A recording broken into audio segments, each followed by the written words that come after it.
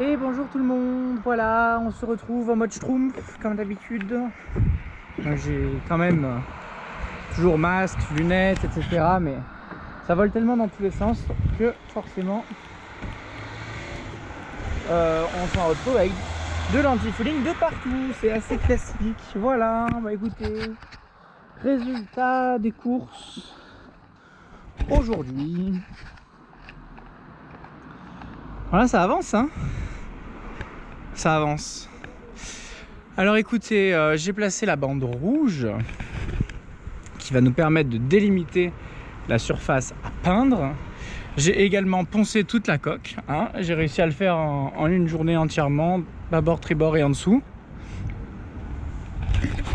Voilà le résultat. Donc l'idée c'est de... Vous voyez, souvenez-vous, on avait des petites algues là, la ligne de flottaison qui était ici.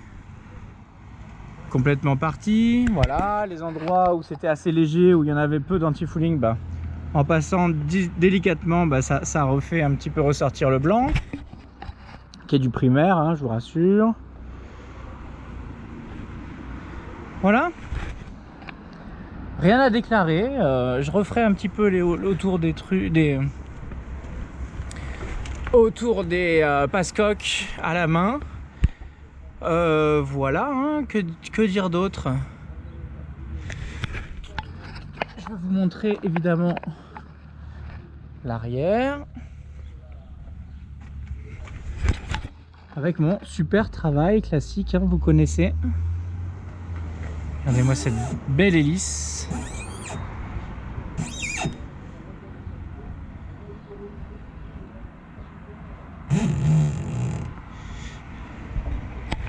Voilà, qui est parfaitement revenue, la chaise d'arbre également, la bague à l'arrière également. J'ai couvert ici parce que je vais tout repeindre demain et du coup ici il restera en contact avec l'anode. J'ai couvert ici parce que c'est la bague hydrolube et je veux pas qu'il y ait de la peinture qui la fasse qui fasse en sorte que ça se colle. Et j'ai mis ici la pile la bonne distance pour pouvoir poser après par la suite mon anode d'arbre d'hélice sans qu'il y ait de la peinture, puisque si vous mettez de la peinture entre votre anode et votre arbre d'hélice et que le contact métal-métal n'est pas fait, bah, l'anode marche moins bien. Donc c'est pour ça qu'on cache ici et ici, pour qu'une fois qu'on mette les anodes en place après la peinture, eh bien le contact soit parfait et l'efficacité maximale. Autre chose, que dire d'autre? Bah évidemment on met pas d'anti-fouling, hein, là-dessus directement, hein. Donc on va mettre un anti-fouling spécifique aux arbres d'hélice et spécifique à l'hélice. Pourquoi? Notamment parce qu'il a une accroche qui est différente, puisque il y a pas de primaire. Donc du coup c'est un composant à l'intérieur qui est différent pour pouvoir accrocher directement sans qu'il y ait besoin de primaire, qui plus est sur du métal. Et surtout à l'intérieur il n'y a pas de métaux lourds, etc. On sait que dans certains anti-fouling, la plupart il y a des faibles taux de métaux. Et du coup si vous le mettez sur quelque chose comme une coque en gel coat, il n'y a aucun souci. Par contre si vous le mettez sur du métal, eh ben, qu'est-ce que ça va faire? Surtout qui plus est du métal qui tourne, ben, qu'est-ce que ça va faire? De l'électrolyse, et ça va tout bouffer. Voilà. Donc nous la dernière fois on en avait mis un petit peu pour tester par dessus l'anti-fouling spécifique à l'arbre d'hélice et aux métaux, etc.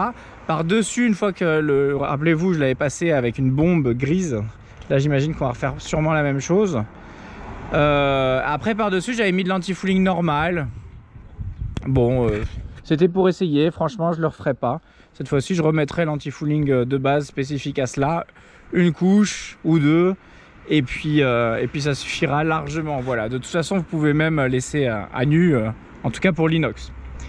Voilà, bah écoutez, je vous embrasse, je vous dis à la prochaine, et puis en espérant que ça avance pour Saori. Bye bye, ciao ciao, à bientôt.